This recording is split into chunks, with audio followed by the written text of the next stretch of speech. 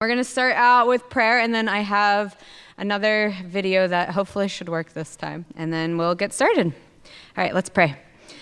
Dear Heavenly Father, thank you so much for today, for this beautiful weather and the warmth. I know I'm enjoying the heat. Maybe everyone is not, but I'm enjoying this heat and the sunshine, and I thank you for each of these ladies that is here today and that is making this group a priority and continuing to come back every week. And I pray that you'll be with us today as we're talking about shame, and shame is not the easiest topic to talk about, and I pray that you'll be with us as we're sharing with each other throughout the day. And thank you so much for who you are. Take a moment and think about something in your life that you are terrified of anyone knowing.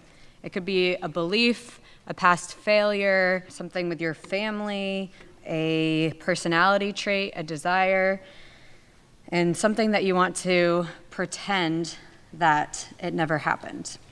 Whatever it is, the thought of this being exposed to you,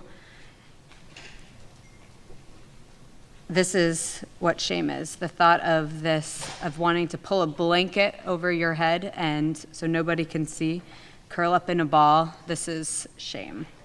So shame is the feeling of disappointment, worthlessness. Sometimes you experience this when you fail to live up to your expectations, other people's expectations, and this is what defines your core self. So sometimes people get shame and guilt confused. So with shame, we automatically want to hide our emotions because our bodies are not happy with the emotions that we're feeling. We're not proud of them. So with shame, you feel terrible about who you are, and guilt is feeling terrible about what you did. So the difference between shame and guilt is shame is feeling bad about who you are as a person. Guilt is feeling bad about something that you did. So shame is more personalized, and it affects your self-esteem, your view of yourself, your self-worth. Where guilt, you often have the attitude of, I can fix it because it's something that I did and it's not as personalized to you. So with shame, you have the idea of, this is just who I am. There's no going back. But when guilt becomes shame, so guilt can become shame, and when that happens, and that means that the guilt is not resolved. So that's a very quick and brief explanation of the two, but essentially to summarize that, shame is more internalized in about your self-worth and self-esteem, whereas guilt, you more tend to think that you can fix it and it's not defining who you are. So as you begin to process your dysfunctional family and face the truth of your family, you may go from denial to sadness and depression. A lot of times when you're growing up in a dysfunctional family, you are in denial for most of the time as you're living through it because your body needs to do that to cope with it and to just survive. It's survival at that point. As you're working through that, it then can turn to sadness or depression. And this is when you're actually going out of the denial state and accepting that it has happened, and that you're wanting to work through what happened. So a lot of times, I always say this to people in counseling, a lot of times when you start counseling or you start dealing with your past, you feel worse before you feel better. I usually tell my clients, you usually hate me before you like me. So it's the process of going through the different stages, the denial, the sadness, and sometimes it feels worse because you're opening those wounds. And I know we talked about this on the first week, but you're opening those wounds that you've buried for years. So when we bury the emotional wounds, as we uncover them, it hurts first and then it starts to feel better. So as you continue to face the emotions and allow yourself to feel the emotions, that's when the emotions lose their power over you, and that's when you start to feel better. You may also feel the sadness because of grief. If you've been in denial your whole life, you're now admitting to yourself that you had this emotional pain that you just disregarded for the past several years. So now you may feel a sense of grief or a loss of, I didn't get the childhood that I wanted, or I didn't get the family that I wanted. So these are all part of the process of going from denial to sadness, and could potentially be depression, hoping and moving towards the healing process. So when you begin to accept what happens, grief is a very natural response because you're allowing yourself to grieve. You may not have been able to do that. And people always think, oh, grief is only when you lose somebody, but that's not true at all. You can grieve a divorce even though the person is still alive. You can grieve a childhood. You can grieve your family. You can grieve in a lot of different ways, a friendship. So when you accept that it happens, then that's when the grief can come. So sometimes growing up in a dysfunctional family, we try to make it in our minds that our family's not as dysfunctional as we think it is. And so in that time period, you're trying to justify, oh, my family's not that bad. This person's family is way crazier than my family. So the shame comes in when you're starting to do the acceptance and accepting this. Yes, another family had it pretty bad, but let's not discount how bad my family actually was. So I know a few weeks ago, Tatiana and Gisel talked about the CBT goal and how our thoughts affect our feelings. And so I want to talk a little bit about shame and how shame specifically affects our thoughts and behaviors. So with self-conscious emotions, has anyone ever heard the term self-conscious emotions? Okay. So they're emotions that occur based on what we believe we are perceived by others and how we perceive ourselves. So if we think that somebody does not like us for a given reason, then that's a self-conscious emotion because it's not we don't know that person unless that person told you. But generally we don't know that person thinks that way about us, but we are just assuming that is how they feel about us, or it's how we perceive ourselves or how we think others perceive us.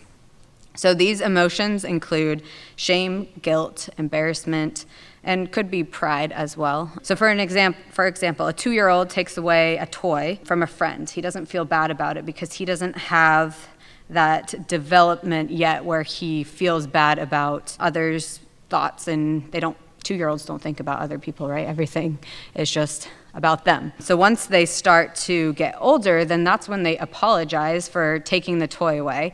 And then that's when they start to develop the idea that they did wrong. And so as you get older, you develop this idea and this sense of right and wrong. And that's when the self-conscious emotions come in. It's where that guilt comes in, where they feel guilty for taking the toy away from their sister or brother. They don't have that before 2 years old. So if you have 2-year-olds, when they take away the toy from their sibling, it's not because they're not even thinking about the other person. So that's a learned behavior. So that's kind of part of what the self-conscious emotions are, the guilt and the shame. So this also is these self-conscious emotions are really good emotions because it helps people have pro-social behavior. So this is why people on the road aren't just coming up to you and punching you or hitting you with a car, because people are understanding these self-conscious emotions and they're aware of the guilt, the shame, the embarrassment, so they wouldn't just do something necessarily inappropriate in public because of the self-conscious emotions of shame and embarrassment. Bearing shame gives the shame power. So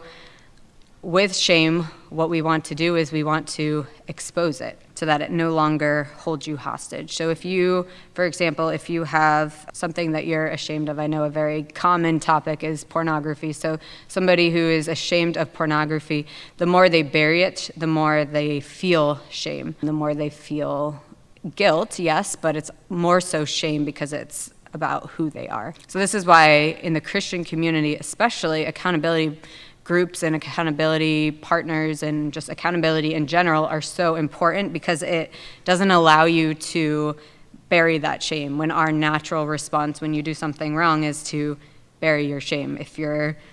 Again, I have little kids, so I always use little kids as an example. If your little kid does something wrong, they're usually hiding in a corner, or they're not going to just be upfront necessarily and tell you right away, because it's that shame that they feel bad about what they did. So the more that we hide that shame, the more it takes control of you. So when you're exposing the shame, and this is a great example of how you guys are all exposing any shame that you may have, and we're going to delve deeper into it in our groups today, but you're talking about what happened. You're not just keeping it all inside. And one of the things with dysfunctional families is there's a lot of shame attached to our dysfunctional families. And so we tend to not share that with other people because we think people wouldn't understand, but it's also a very shameful thing. So then that is burying that emotion and allowing it to have more control over you. And the more you hide something, the harder it is to expose it. So by opening the shame, you can allow yourself to start forgiving yourself, which is the first step, and then forgiving other people. And with forgiving other people, that sometimes people think, oh, we forgive them and then we have to be friends with them. That's not entirely true. Sometimes it's not healthy to forgive and then keep that person in your life. It's really about forgiving for yourself. So by opening the shame, you're allowing yourself to start that forgiving process with yourself and with others. So one of the ways you can do that is by self-disclosure, which is something you guys have all been doing since we started the group. So one way of self-disclosure is separating who you are from what you have done or what a family member has done. So you're separating your self-worth, like we talked about self-worth and self-esteem a few weeks ago. You're separating that self-worth from what happened or what you've done in the past. You can empathize with the real motivation behind your actions. You can do better next time, right? That's always I always say that's a great way to look at things. Everyone's going to make mistakes. The other day, this is really embarrassing. The other day, I got in a car accident, but the car was parked that I hit. And I was like, what in the world is going on? And I was like, okay, you know what? Accidents happen. I'll just do better next time. Instead of, my husband has a big truck, and so I wasn't used to driving it. And so instead of turning a little sooner, next time I will pull out and then turn. But just the idea and the mindset of things happen, you make mistakes, accidents happen, and you do better the next. The fourth one is sharing the shame, even if it hurts. And like I said, shame is not an easy topic to talk about. Obviously, that's exposing ourselves and opening up ourselves to other people. But that is one way to have the self-disclosure and to give shame less power over you. So choose the shame, choose your values. So with shame, the idea with shame is that we have unhealthy values when we have shame. So when you release the shame, then we create healthier values that we turn to, and then in turn, that will give you better ways to view yourself. So overly critical, somebody who has a lot of shame is pretty overcritical of themselves and also of others. So if you're overly critical of yourself, that affects your thoughts by you have negative thinking. I am worthless. I'm a bad person. Why does everything bad happen to me? Kind of a glass half empty type of person. So once you have that shame, then you think you also have no value. You think you're worthless. And so if you can change those thoughts to counteract those thoughts, instead of saying I'm worthless, say I am worthy. And I know it sounds really simple when I say it. I know it's not actually simple when you're applying it to your life, but the more that you tell yourself those positive thoughts, the more it will translate to, it'll just be more natural. You'll automatically think those eventually. And then that will translate to the behaviors.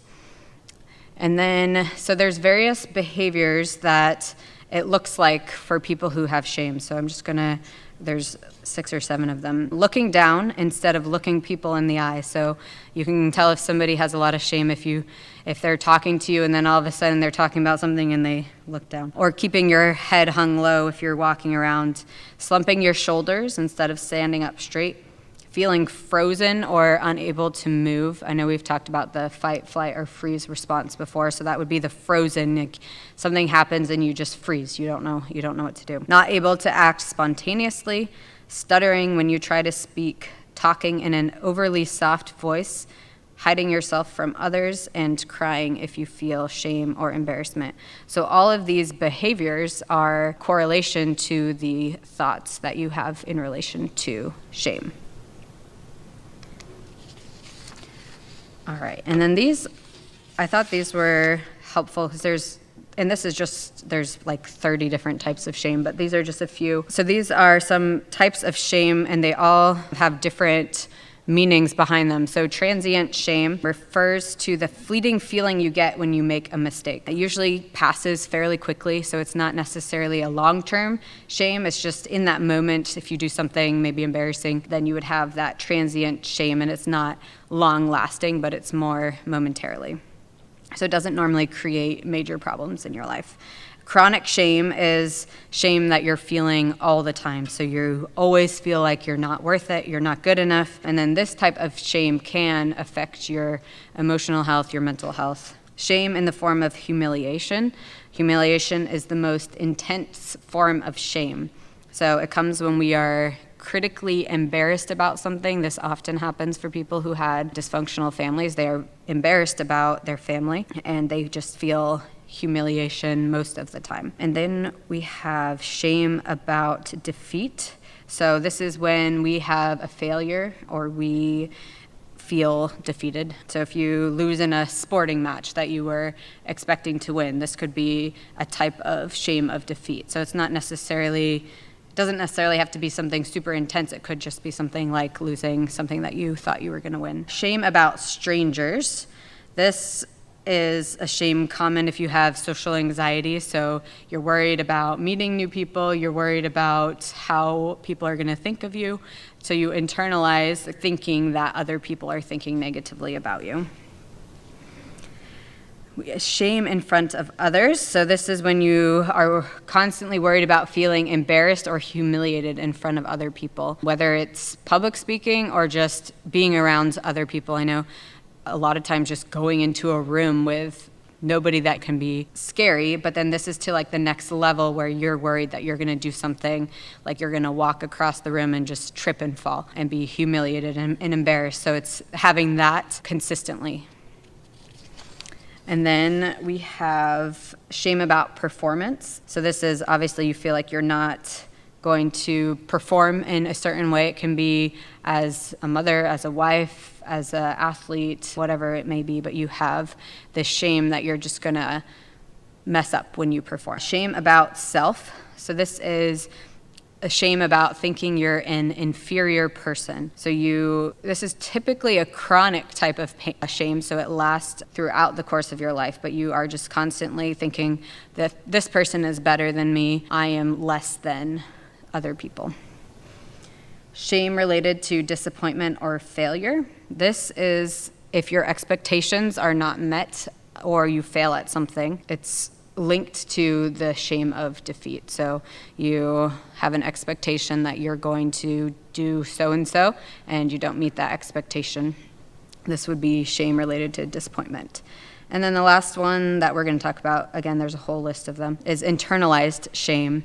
So internalized shame refers to shame that is turned inward towards you. So if somebody experienced childhood abuse, they would likely have the internalized shame. So they internalize what happened to them, and in turn that makes them feel unworthy or shameful related to that abuse. So that's a very brief summary of each of those types of shame. And like I said, there's at least 20 more different types, but I just picked a few that we could go over. So if you want to Google types of shame, you'll get a whole list of other types as well.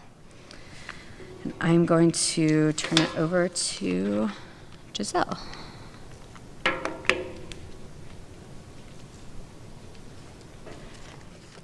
And I wanted to add that one of the ways shame can show up is that it can make you a perfectionist and keep you from relationship.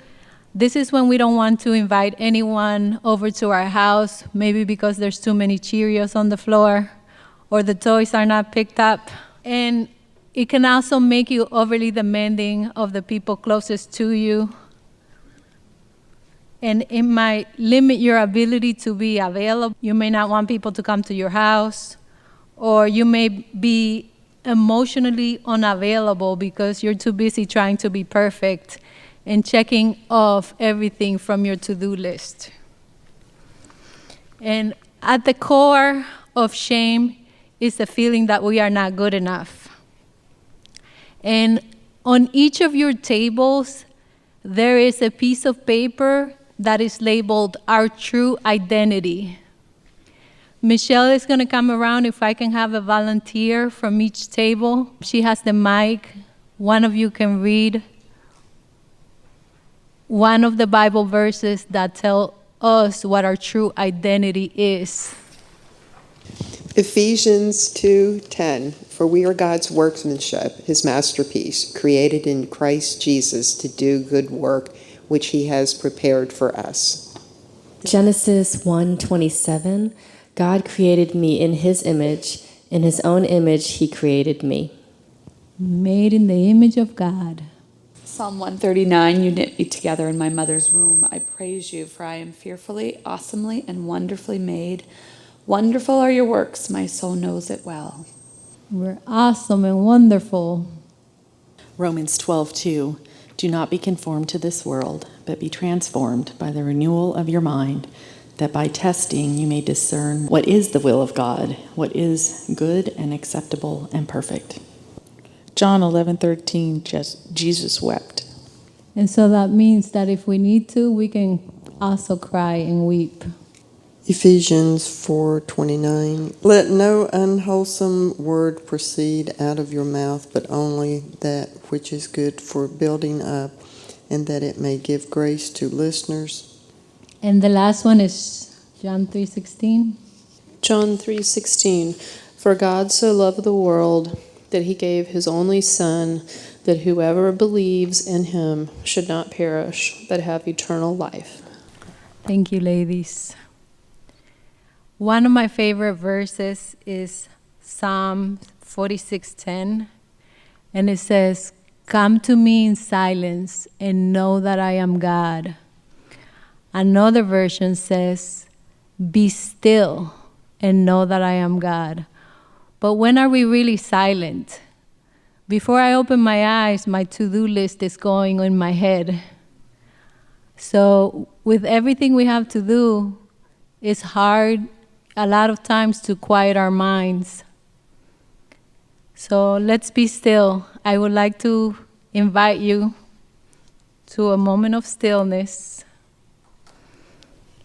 If you feel comfortable, if you could plant both your feet on the floor and lean back comfortably on your chair. Relax your shoulders. Relax your arms.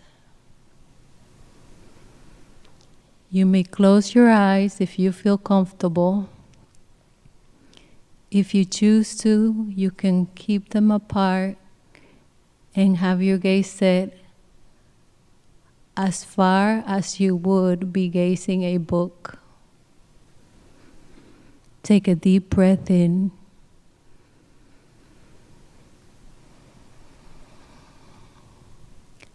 On the next inhale, let the breath reach the bottom of your stomach.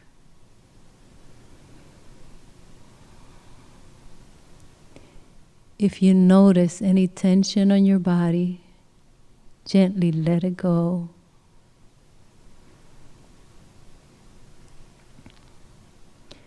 Any thoughts that may come, you can just watch them pass as a goldfish swimming in a pond and let it go. Continue bringing your attention back to your breath and focus on the sensation of breathing in and out. Focus your attention on your toes and release your toes.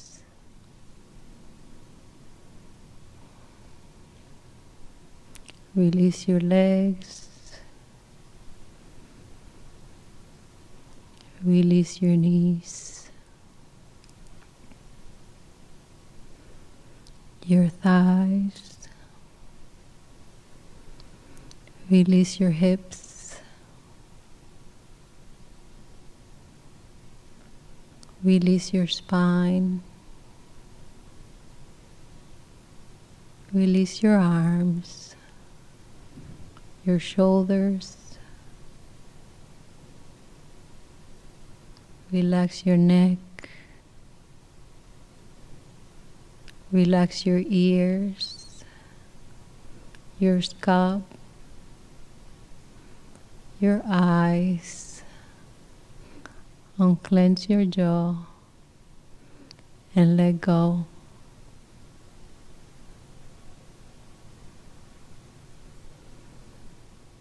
Take a deep breath in. Wiggle your toes. Wiggle your fingers. Take another deep breath.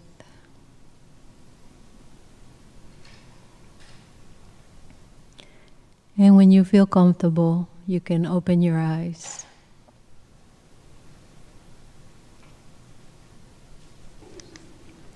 So that was an example of a grounding exercise, which is very common in DBT. So last week we talked about cognitive behavioral therapy. Along with cognitive behavioral therapy is dialectical behavioral therapy.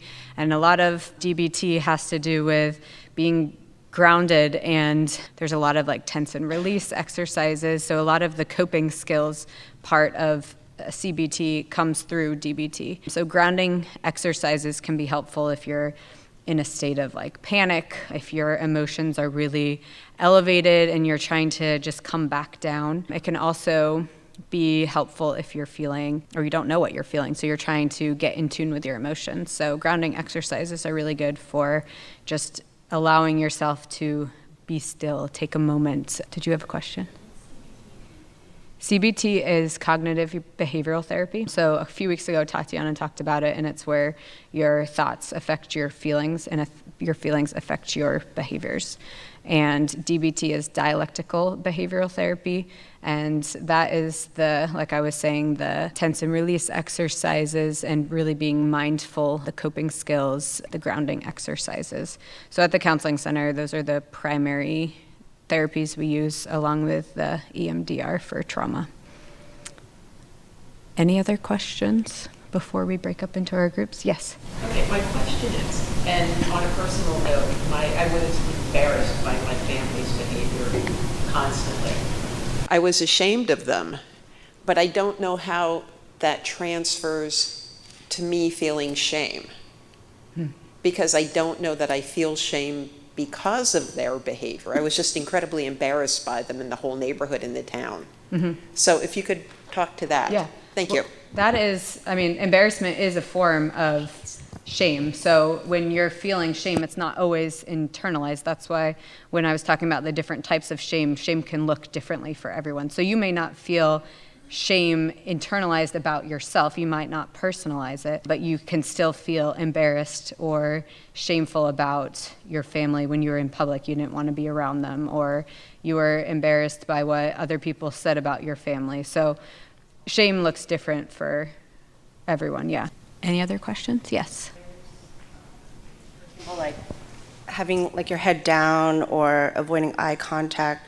I guess thinking about that like pubescent time where especially boys are developing, where can you distinguish between maybe lack of social skills versus maybe feeling shame with those kinds of behaviors? They can kind of go hand in hand, because teenagers tend to have low self-esteem to begin with. And so that can translate to feelings of shame. It may not be specific about something they did. It could be shame of just they don't feel good enough. And it could go hand in hand, where they may feel shame if you ask them and really get to the core of it. They may feel like they're not good enough for other people, and that's when they tend to have those behaviors. So it can go hand in hand. It doesn't always have to. Sometimes it is just poor social skills, but I would tend to say most of the time it has to do with some form of shame or low self-esteem about themselves. questions? These are good questions. All right. So we'll break up into our